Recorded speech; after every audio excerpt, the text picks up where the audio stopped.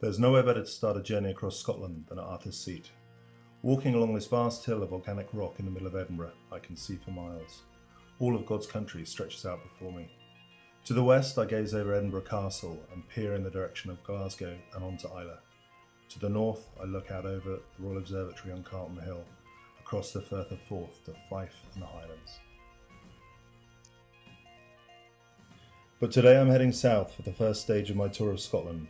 I take the early bus into Bandit country, heading south to the land of the Reivers and common ridings, of rugby football and worried sheep. I'm in the borders town of Melrose, whose ruined abbey, sacked by Henry VIII when its friars demanded that the old goat stop chopping his beloved's heads off, is said to be the burial place of Robert the Bruce's heart.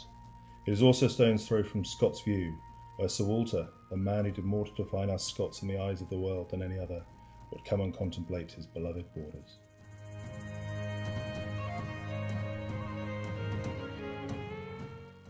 I often come up here with a book and a hip flask of the lowland McClelland's, the soft, subtle amber liquid which perfectly encapsulates these hills. It's the best place to read Scott's works. You get a real sense of the man where you sit where he once sat, looking out over the same countryside on which he gazed. I love standing on Alexander Stevenson's bridge over the Tweed.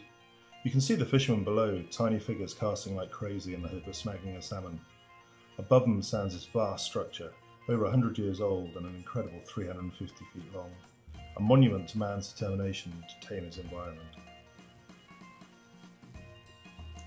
After a day spent wandering the borders and a night spent in front of a roaring fire, sinking a dram or three, my head's a bit fuzzy. I missed several early trains and it's 11:30 before I finally buy a ticket and climb aboard the train at Galashiels, heading back to Edinburgh.